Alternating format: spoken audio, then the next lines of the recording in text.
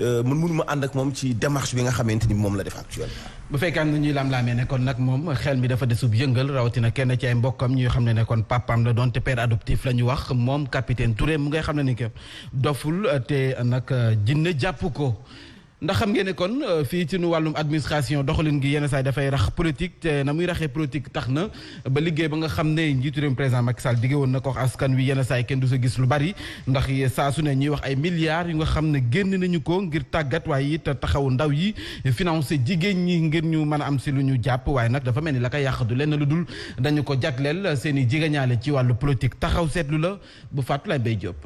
li mu ndaw ñi fii ci Sénégal di gën a yokk at mu ne ñàkkum xëy bi itamit jaar ci même yoon nga ñi nga xam ne ñoom ñooy ut liggéey itamit di gën a bari terewul am na ay programme yoo xam ne teg nañ ko fii Sénégal ngir ndaw ñi ci wàllu koppar sax mën nañ ci xayma ba téeméeri milliards waaye itamit njiitu réew mi moom ndax rek war naa jaaxle ci financement yi nga xam ne génnee nañu ko te réglewul benn problème mu ndaw ñi moom sax wax na ko ci ab discours am nee na toll nag ci juróom-benn fukki milliards ci suñuy koppar dem na ci DER bi ñeent fukki milliards ci fonds de financement ci wàllu formation yi koppar gu bari googu yëpp dugg ci mu mel ni ne ci benn côté dong la ne ci côté gi nga xam ne moo jublu ci wàllu politique bi ndax nag mën nañoo jàpp sax ne lu bari rek ci ñi nga xam ne ñoom ñooy jot ci fonds yooyu la doon na ay ndaw yi nga xam ne ay militants pouvoir bi lañu ña leen jege wala ay sympathisants li ni mel nag. tey it fonds yi luñ ko teg rek taxul ay ndaw di leen jug ne ñoom gouvernement bi defu fi dara ci wàll woowu aha kay am na lu mu def waaye la mu def jubluwul ci ñi nga xam ne ñoom ñoo ko yelloo tey it njiitu réew mi nag war naa fexe rek ba ab saytu am ci wàll woowu ngir xool xaalis bi nga xam ne rek lim na ko ci fan lañ ko dugal. Elage ñoo ko déggandoo ay programme yi nga xam ne dañu koy teg fii ci réew mi ngir nag génn ay koppar yu bari tekk si ngir jàppale ndaw yi waaye yenn saa politique bi da cay rax ba kenn du gis résultat yi. programme yi sax maam da nga koy dégg rek mu nekk ay projet am ay bureau am ab siège loolu du muy génn ndaw ñi ci ndóol état bi xam na bu baax fan lay jaar pour ndaw ñi génn ci ndóol am na ay réew yu tolloon fi ñu toll gis nañu fi yoon bi nga xam fa la ñuy jaar dama lay jox benn exemple bu ndaw rek biig maa ngi koy wax liy ñor ci Sénégal ci mangue ci ay tonnes ñu koy exporté te boo xoolee Sénégal li muy importé ci quantité ci wàllu mangue nga xam ni fii li ñu manqué pour ndaw ñu am liggéey mooy unité de production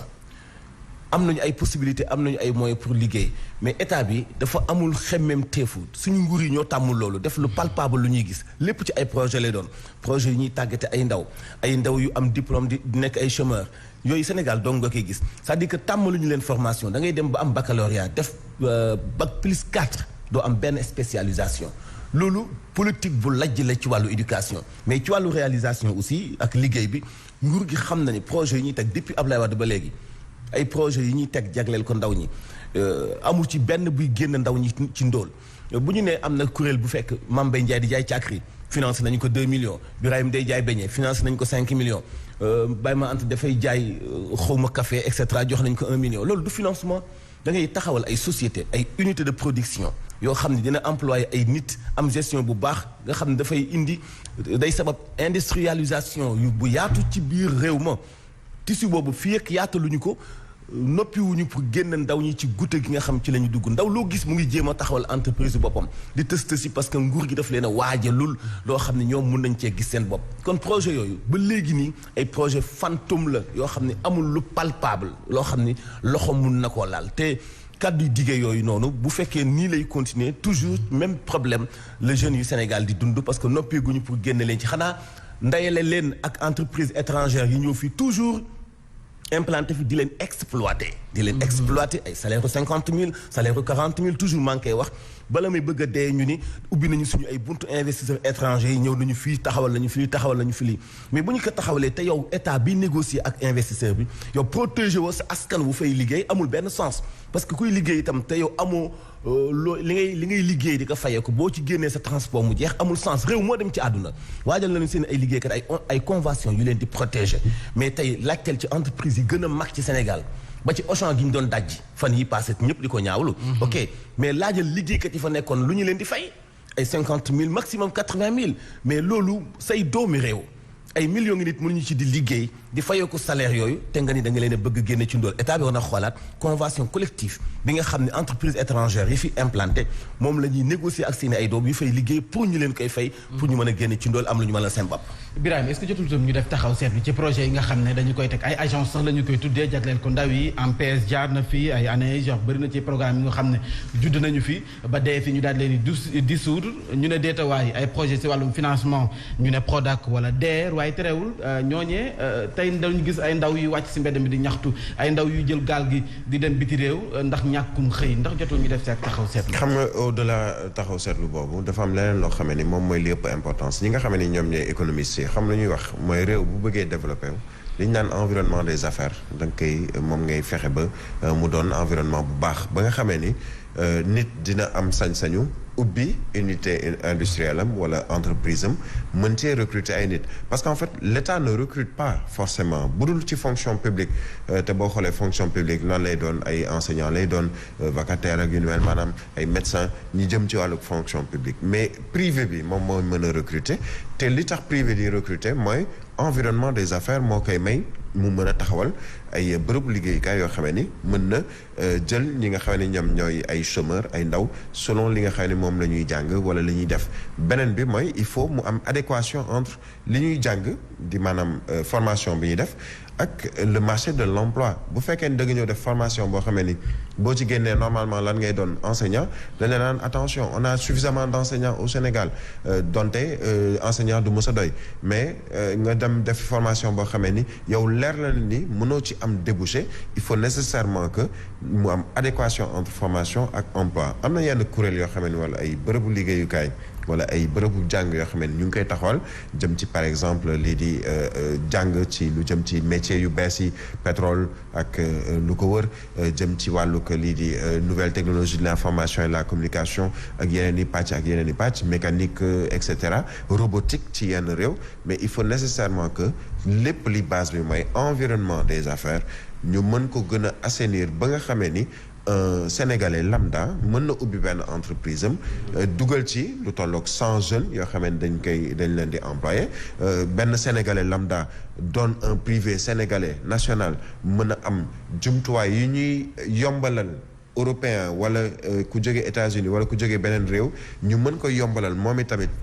citoyen bi wala privé national bi mu mën a am capacité ak possibilité tabax la keneen di jóge bitim réew di tabax ci réewam te waa mu war ko mën a def ba pare mën cee ànd ak ñi nga xam ne ñoom ñooy askan wi. ñu àddu jëmale ji jamono ji nga xam ne réewum Sénégal comme taal wuy tëw a tàkk njiitu réew mi boor bu ne la koy uppee ndax bëri na ci ay boolu jàmbat lu fees dellu nga xam ne askan wi ñu ngi ko enu te nag ñu bëri njortees nañu ni dafa enn lu mu antanul gannaaw rek ba mu fi jëlee postub ilimaani jëwriñ ñi di premier ministre ñu ànd Cheikh Fatou Abdou Ndiaye.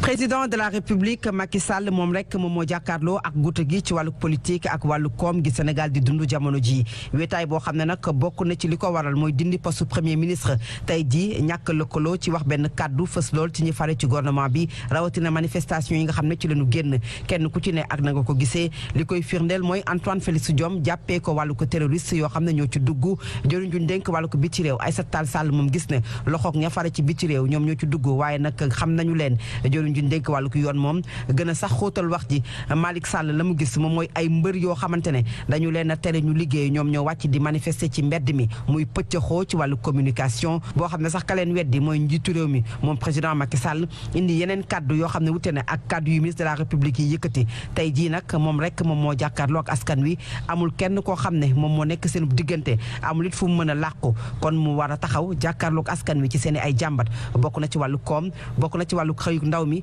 bokk na ci wàllu wér-gu-yaram ak yu bari yoo xamante ne askan wi yëpp ñu ngi ko ubbi gët di ko xaar rawatina manifestation yi nga xam ne ci lañu génn. mu ngoog Fatou Abdou Ndiaye ñu gis ne kon El Hadj mu mel ni njiitu réew mi ñu bëri ñu ngay njort ni mi ngi bëgg a tabaxaat li nga xam ne moom mooy ngornement bi est-ce que jotul tam wàndi ak coppite ndax dafa mel ni li mu enu antalu ko. antan na ko sax xëy na yoon yi nga xam ni moo sabab ak nekkam ak ñi mu àndal ci wàllu liggéey bi ci bopp réew mi souvent ci wàllu doxalin dañuy xàll yoon woowu maam Sénégal ay chartam dafa leer nañ kenn gënuñoo baax le ni ñu bindee suñu charte réew muy constitution bi kenn gënuñoo baax nu ñu tënkee charte yi nga xam moo tënk société bi yépp de façon globale ci diggante nit ak nit diggante nit ak gouvernement diggante nit ak kilifa diine mais charte yooyu ñu tënk nag boo bëggee julli te doo jàng Fatiha ça pose problème charte yooyu la ñu war a respecté bu ko defee yan bi dafay yomb ci ñoom nee nañu waajal nañu gouvernement bu Sénégal dafay am premier ministre dafay am nangam mais boo ñëwee yow arrangé wu la nga bëgg accaparer yëpp da ngay dindi poste premier ministre bi ñu koy dindi yéen ci seen kanam la am na lu ñu laal ci charte réew mi jubbanti ko cokkati ko pour mën a dindi poste premier ministre donc impérativement la mu yanu woon yow yaa koy boole yanu ci wàllu communication gis ngeen lii xew tey kii génn fii wax kii génn accusé ay mbër yu amatul combat tax ñu wàcc mbedd mi nekk ay agresseur kii wax ni dëkk bi am na ay terroristes te yow la ñu chargé nga war a traquer terroristes yi parce que manque de coordination boobu dara indiwu ko lu dul li ñu caxatee charte réew mi ndax mënoo commencé ci alhamdulillahi rabbil alamin ñëw ci mina dinati wa naasi dafa am ay charte dafa am nooy tegalee aaya yi léegi nag charte yooyu bu fekkente ni bi respecté wuñu ko dafay poser problème encore une fois toujours yoon yi nga xam moom la Sénégal bind mu nekk ci këyit leer nañ yi nga xam ne kenn ku nekk poste ba nga toogee mbind moom moo tax nga tooge fa da ngay respecté mbind moomu ba nga xam ni doo soof askan bi encore une fois xëy na poste premier ministre mu am na solo amul solo ñu bëri jàpp nañu lu mënut a ñàkk la njiit réew mi bañee exposé boppam mais ku ko fi dindi ñoom ñoo ko laal kan moo fi indi Sénégal ñuy tànn ay parti yi dem ci ay élection li ñuy wax parrainage kan moo fi indi Sénégal ak yeneen tey élection locale yi bu ñu woon xëpp nañ dem Mame Mbaye bu bëggee nekk candidat dencul ci poosam lu tax mën a nekk candidat donc kan mooy nekk ci ginnaaw Mame Mbaye day gën a jàppandalal wàllu corruption